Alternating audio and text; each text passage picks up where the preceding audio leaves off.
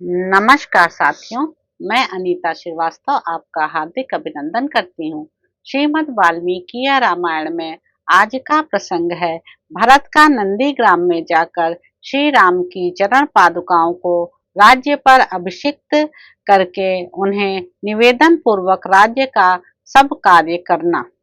तदंतर सब माताओं को अयोध्या में रखकर दृढ़ प्रतिज्ञ भरत ने शोक से संतप्त होकर गुरुजनों से इस प्रकार कहा। अब मैं नंदीग्राम को जाऊंगा, इसके लिए आप सब लोगों की आज्ञा चाहता हूँ। वहां श्री राम के बिना प्राप्त होने वाले इस सारे दुख को सहन करूंगा। अहो, महाराज तो स्वर्ग को सिधारे और वे मेरे गुरु श्री रामचंद्र जी वन में विराज रहे हैं। मैं इस राज्य के लिए वहां श्री राम की प्रतीक्षा करूंगा, क्योंकि वे महायशस्वी श्री राम ही हमारे राजा हैं। महात्मा भरत का यह शुभ वचन सुनकर सब मंत्री और पुरोहित वशिष्ठ से बोले, भरत, भातृभक्ति से प्रेरित होकर तुमने जो बात कही है वह बहुत ही प्रशंसनीय है। वास्तव में वह तुम्हारे ही योग्य है। तुम अपने भाई के दर्शन के लिए सदा लालायित रहते हो और भाई के ही सौहार्द में संलग्न हो, साथ ही श्रेष्ठ मार्ग पर स्थित हो। अतः कौन पुरुष तुम्हारे विचार का अनुमोदन नहीं करेगा। मंत्रियों का अपनी रुचि के अनुरूप प्रिय वचन सुनकर भरत ने सारथी से कहा, मेरा रथ जोतकर तैयार किया जाए। फिर उन्होंने प्रसन्न वदन होकर सब माताओं से बातचीत करके जाने की आज्ञा ली। इसके बाद शत्रुघ्न के सहित श्रीमान भरत रथ पर सवार हुए। रथ पर आरूढ़ होकर परम प्रसन्न हुए भरत और शत्रुघ्न दोनों भाई मंत्रियों तथा पुरोहितों से घिरकर शीघ्रता पूर्वक वहां से प्रस्थित हुए। आगे आगे वशिष्ठ आदि सभी गुरुजन एवं ब्राह्मण चल रहे थे।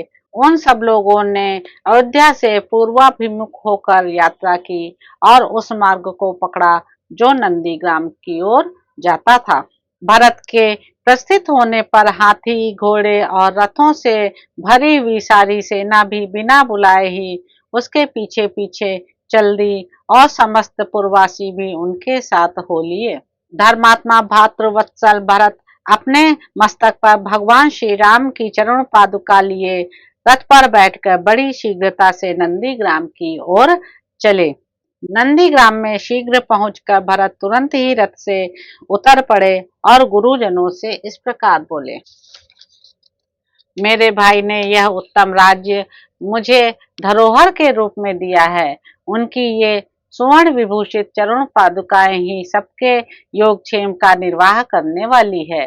तत्पश्चात भरत ने मस्तक झुकाकर उन चरण पादुकाओं के प्रति उस धरोहर रूप राज्य को समर्पित करके दुख से संतप्त हो समस्त प्रकृति मंडल से कहा, आप सब लोग इन चरण पादुकाओं के ऊपर छत्र धारण करें।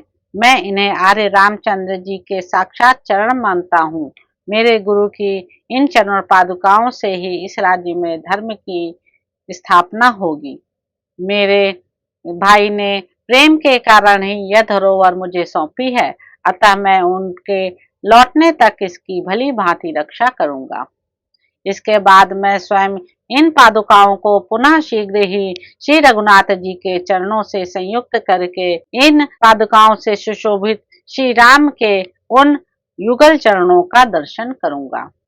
श्री रघुनाथ जी के आने पर उनसे मिलते ही मैं अपने गुरुदेव को यह राज्य समर्पित करके उनकी आज्ञा के अधीन हो उन्हीं की सेवा में लग जाऊंगा। राज्य का यह भार उन पर डालकर मैं हल्का हो जाऊंगा। मेरे पास धरोहर रूप में रखे हुए इस राज्य को, अयोध्या को तथा इन श्रेष्ठ पादुकाओं को श्री रघुनाथ जी की सेवा में समर्पित करके मैं सब प्रकार के पाप ताप से मुक्त हो जाऊंगा। ककुस्त कुलभूषण श्री राम का अयोध्या के राज्य पर अभिषेक हो जाने पर जब सब लोग हर्ष और आनंद में निमग्न हो जाएंगे, तब मुझे राज्य पाने की अपेक्षा चौगुनी प्रसन्नता और चौगुने यश की प्राप्ति होगी। इस प्रकार दीन भाव से विलाप करते हुए दुखमग्न महायशस्वी भरत मंत्रियों के साथ नंदीग्राम में रहकर राज्य का शासन करने लगे। सेना सहित प्रभावशाली धीर वीर भरत ने उस समय वलकर और जटा धारण करके सुनिवेशधारी हो नंदीग्राम में निवास किया। भाई की आज्ञा का पालन और प्रतिज्ञा के पार जाने की इच्छा करने वाले भातृवत्सल भरत श्री रामचंद्र जी के आगमन की आकांक्षा रखते हुए उनकी चरण पादुकाओं को राज्य पर अभिषिक्त करके उन दिनों नंदीग्राम में रहने लगे। भरत जी राज्य शासन का समस्त कार्य भगवान श्री राम की चरण पादुकाओं को निवेदन करके करते थे तथा स्वयं ही उनके ऊपर छत्र लगाते और चंवर डुलाते थे। श्रीमान भरत बड़े भाई की उन पादुकाओं को राज्य पर अभिषिक्त करके सदा उनके अधीन रहकर उन दिनों राज्य का सब कार्य मंत्री आदि से कराते थे। उस समय जो कोई भी कार्य उपस्थित होता, जो भी बहुमूल्य भेंट आती, वह सब पहले उन पादुकाओं को निवेदन करके पीछे भरत की का यथावत प्रबंध करते थे। तो इस प्रकार साथियों, अयोध्या कांड में निहित 115वां सर्ग यहाँ पे समाप्त होता है। इसके अगले अंक में आप जानेंगे कि वृद्ध कुलपति सहित बहुत से ऋषियों का चित्रकूट छोड़कर दूसरे आश्रम में जाना। आशा है आपको यह प्रसंग अच्छा लग रहा होगा। मेरे चैनल को लाइक करें, शेयर करें, सब्सक्राइब करें। धन्यवाद साथियों।